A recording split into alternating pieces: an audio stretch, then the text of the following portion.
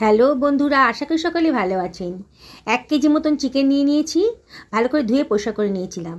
2 table চামচ মতো টক দই দিয়ে দিলাম, আর এর ভেতরে দিয়ে দিচ্ছি 1 টেবিল চামচ মতো আদা রসুন বাটা।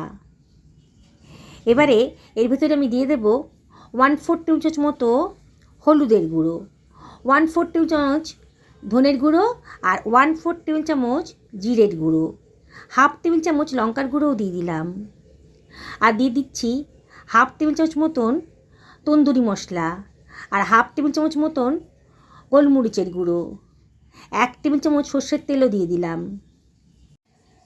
1 টেবিল চামচ মতো লবণও দিয়ে দিলাম, আর দিয়ে দিচ্ছি 1/2 টেবিল চামচ মতন গরম মশলার গুঁড়ো, আর 1/2 টেবিল চামচ মতন কসুরি মেথি হাতে ডলে দিয়ে দিলাম। এবারে হাত দিয়ে আমি সব কিছু খুব ভালো করে মাখিয়ে নিচ্ছি। খুব ভালো করে মশলাগুলো চিকেনের গায়ে মাখিয়ে নিতে হবে, তাহলে কিন্তু রেসিপিটা খুব টেস্টি হবে।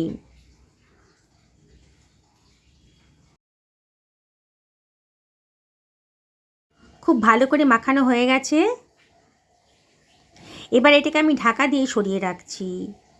আমি এখানে 750 গ্রাম মতন বাসমতি চাল নিয়ে নিয়েছি, আর চালটাকে আমি জল দিয়ে ভালো করে ধুয়ে নেব। 2 থেকে 3 বার জলটাকে চেঞ্জ করে করে চালটাকে খুব ভালো করে ধুয়ে নেব, তাহলে চালের ভেতর যে নোংরাগুলো আছে সেগুলো বেরিয়ে যাবে। পরিষ্কার করে ধোয়া হয়ে গেছে। এবার আমি জল দিয়ে চালটাকে ভিজিয়ে রাখবো মিনিট 10-15। ঢাকা দিয়ে সরিয়ে রাখছি। আমি একটা তাওয়া গরম করতে দিয়ে দিয়েছি। তাওয়ার ভিতর দিয়ে দিলাম 1 টেবিল চামচ মতো সর্ষের তেল। তেলটাকে তাওয়ার মধ্যে খুব ভালো করে মাখিয়ে নিলাম।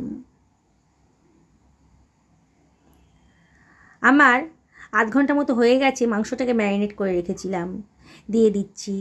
এক ব্যাচে পুরোটা দিতে পারবো না, ব্যাচে ব্যাচে কিন্তু এটাকে আমি ফ্রাই করে নেব।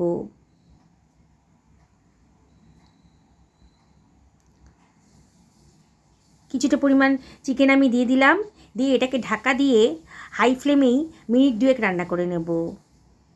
2 মিনিট বাদে এটাকে একটা চিমটার সাহায্যে একটু ওলট পালট করে দিচ্ছি। দেখুন মাংসের গায়ে কিন্তু চিকেনের গায়ে কিন্তু একটু কালার চলে এসেছে।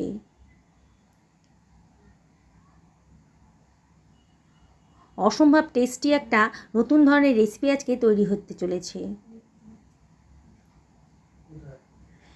চিকেনগুলোকে এইভাবে উল্টে পাল্টে ভালো করে ভেজে নেব। আবারও ঢাকা দিয়ে মিনিট 3 রান্না করে নেব।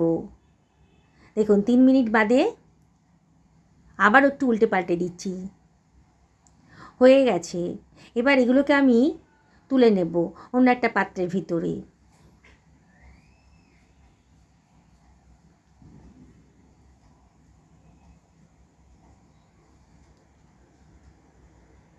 সুন্দর একটা কালারে চলে এসছে চিকেনের গায়ে। এবার ওই তাওয়াতেই বাকি ম্যারিনেট করা চিকেনটা আমি দিয়ে দিচ্ছি।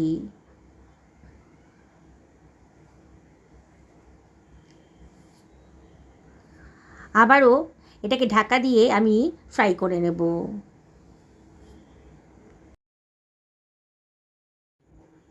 খুব অল্প তেলেই কিন্তু বাকি চিকেনগুলো ফ্রাই হয়ে যাবে।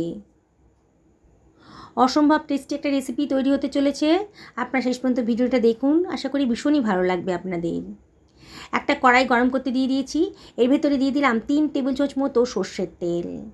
সর্ষের তেলটা যখন গরম হয়ে গেছে তখন এর ভেতরে দিয়ে দিচ্ছি 1/2 টেবিল চামচ মতো হলুদের গুঁড়ো, আর 1/2 টেবিল চামচ মতো লঙ্কার গুঁড়ো, সামান্য একটু লবণও দিয়ে নিলাম। গ্যাসের ফ্লেমটা এই সময় একেবারে লোতে রেখে দিয়েছি। এবার কতগুলো আলুকে আমি সেদ্ধ করে রেখেছিলাম, এই সেদ্ধ করা আলুগুলোকে আমি এখানে ফ্রাই করে নেব।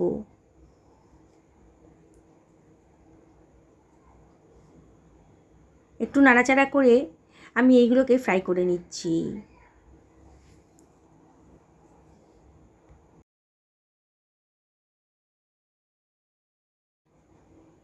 আলুর মধ্যে একটা সুন্দর কালার চলে এসেছে।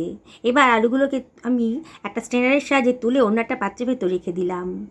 ওই তেলের ভেতর দিয়ে দিচ্ছি 2খানা পেঁয়াজ কুচি।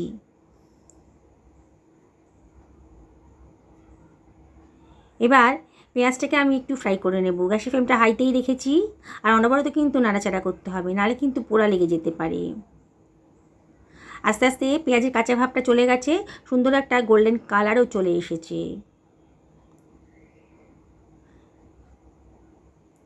এইবারে আমি এই পেঁয়াজটাকে একটা স্ট্যান্ডারের সাহায্যে তুলে অন্য জায়গায় রেখে দিচ্ছি। ওই তেলের ভেতরে দিয়ে দিচ্ছি গোটা গরম মশলা, দারচিনি, লবঙ্গ আর ছোটো এলাচের মাথাটা একটু ফাটিয়ে দিয়ে দিলাম। 1/2 টেবিল চামচ মতো গোটা জিরেও দিয়ে দিয়েছি, একটুখানি ফ্রাই করে নেব। আর এর ভেতরে দিয়ে দিচ্ছি কেটে রাখা তেজপাতা, আর দিয়ে দিলাম 2খানা পেঁয়াজকে কুচি করে কেটে রেখেছিলাম, দিয়ে দিলাম। দিয়ে সব কিছু খুব ভালো করে মিশিয়ে নিচ্ছি। গ্যাসের ফ্লেমটা কিন্তু হাইতেই রেখেছি, আর অনবরত কিন্তু নাড়তে হবে। এর ভেতরে দিয়ে দিচ্ছি 1 টেবিল চামচ মতো আদা রসুন বাটা, 1/2 টেবিল চামচ মতো হলুদের গুঁড়ো দিলাম, 1/2 টেবিল চামচ মতো ধনের গুঁড়ো, 1/2 টেবিল চামচ জিরের গুঁড়ো, আর 1/2 টেবিল চামচ লঙ্কার গুঁড়োও দিয়ে দিলাম, 1/2 টেবিল চামচ লবণও দিয়ে দিলাম। দিয়ে সব কিছু খুব ভালো করে মিশিয়ে নিচ্ছি। অনবরত কিন্তু নাড়তে হবে। আস্তে আস্তে কিন্তু মশলাটা বেশ কষানো হয়ে যাচ্ছে, কালারটা চেঞ্জ হয়ে যাচ্ছে। এবার অল্প জল দিয়ে দিচ্ছি, না হলে কিন্তু মশলাটা পুড়ে যেত। অল্প অল্প জল দিয়ে মশলাটাকে ভালো করে কষিয়ে নিতে হবে। মশলাটা বেশ ভালো করে কষানো হয়ে গেছে যখন, তখন আমি 2 টেবিল চামচ মতো টক দই এর ভেতরে দিয়ে দিলাম। দিয়ে আবারও সব কিছু খুব ভালো করে মিশিয়ে নিচ্ছি। দইটা দেওয়ার সময় গ্যাসের ফ্লেমটা একেবারে লো করে দেবেন, নাহলে অফ করে দেবেন। আমি আবারও গ্যাসের ফ্লেমটা চালু করে দিয়েছি। এখানে ঢাকা দিয়ে মিনিট 2 রান্না করে নেব, মশলাটা কষিয়ে নেব আর কি। আমি একটা হাঁড়িতে জল গরম করতে বসিয়ে দিয়েছি।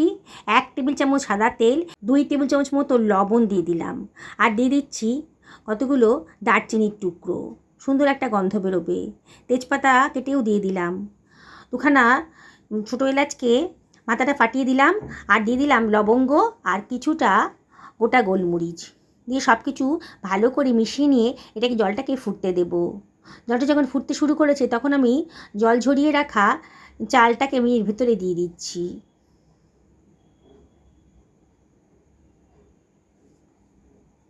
পুরো চালটাকেই দেওয়া হয়ে গেছে।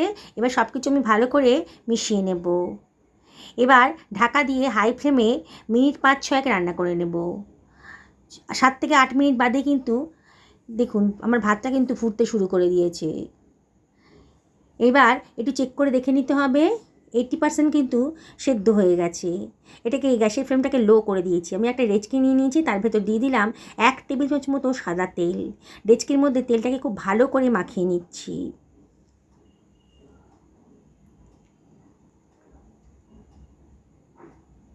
এইবারে আমি এর ভেতরে দিয়ে দিচ্ছি যে মশলাটা কষিয়ে রেখেছিলাম, সেই মশলার বেশিরভাগটাই আমি এর ভেতরে দিয়ে দিচ্ছি, সামান্য একটু রেখে দিলাম।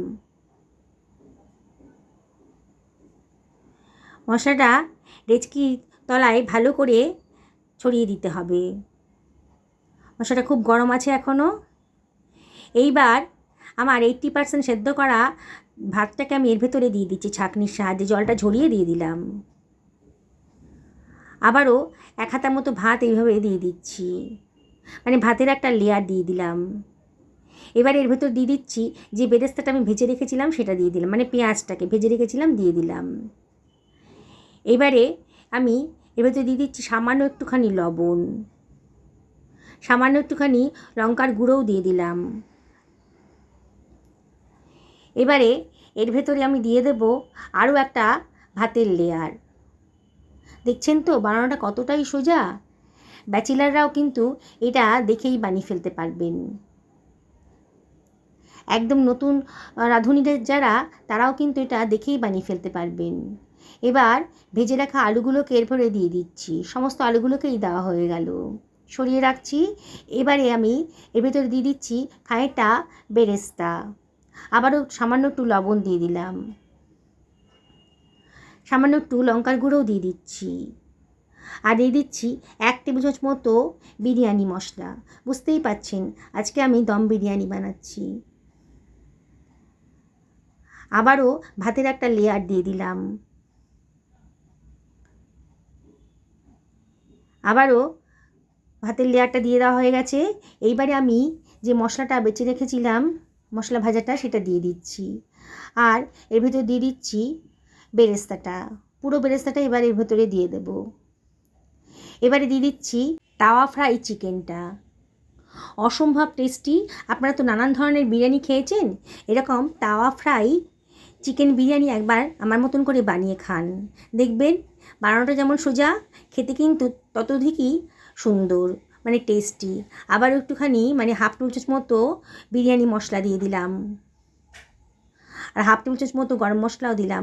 সামান্য একটু লঙ্কার গুঁড়ো এর ভেতরে দিয়ে দিচ্ছি। এবারে এর ভেতরে দিয়ে দিচ্ছি সামান্য একটুখানি লবণ, বেশ খানিকটা ধনেপাতা কুচি ওপর থেকে ছিটিয়ে দিয়েছি, আর দিয়ে দিচ্ছি কতগুলো চেরা কাঁচা লঙ্কা। দারুণ সুন্দর টেস্ট হবে। সামান্য একটু চিনিও দিয়ে দিলাম, আর হাফ বাটি দুধের মধ্যে দিয়ে দিচ্ছি মিঠা আতর, সুন্দর একটা স্মেল আসবে। এবার দুধের সাথে মিঠা আতরটা মিশিয়ে দিয়ে আমি দুধটাকে দিয়ে দিচ্ছি গামলার ভেতরে, আর দিয়ে দিচ্ছি 2 টেবিল চামচ মতো গাওয়া ঘি। অসম্ভব টেস্টি রেসিপিটা তৈরি হতে চলেছে। এবার একটা কিচেন টাওয়াল দিয়ে এটা ঢাকা দিয়ে দিলাম, তারপরে দিয়ে দিলাম ঢাকনাটা। দেখুন আমি কীভাবে রান্না করছি। একটা তাওয়া গরম করতে দিয়ে দিয়েছি। এবার আমার ডেচকিটা মানে বিরিয়ানির ডেচকিটা আমি এর ভেতরে বসিয়ে দিয়েছি, আর ঢাকার ওপরে ভারী কিছু একটা বসিয়ে দেবেন, তাহলে খুব সুন্দরভাবে দমে রান্না হতে পারবে। 10 মিনিট হাই ফ্লেমে, আরও 40 মিনিট লো ফ্লেমে এটা রান্না করে নেব। আরও মিনিট 5 রেস্টে রাখার পর এটাকে আমি ঢাকনাটা খুলে দিয়েছি।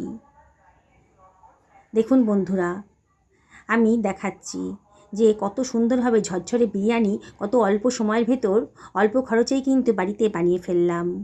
দেখছেন তো তাওয়া বিরিয়ানি বানানো কতটাই সোজা। এত সুন্দর গন্ধ বেরিয়েছে যে পড়শিরাও কিন্তু জিজ্ঞেস করবে বাড়িতে স্পেশাল কিছু বানানো হচ্ছে কি না। আমি একটা সার্ভিং প্লেটে এটাকে সার্ভ করে দিচ্ছি। দেখুন কালারটা, কে বলবে এটা দোকান থেকে আনানো হয়নি। এতটাই টেস্টি আর এতটাই দেখতে সুন্দর হয়েছে। একবার যাকে খাওয়াবেন না, সেই কিন্তু বারে বারে এই তাওয়া ফ্রাই চিকেন বিরিয়ানি খেতে চাইবে আপনার কাছে। দেখুন কত সুন্দর দেখতে লাগছে। আমি প্লেটে সার্ভ করে দিচ্ছি।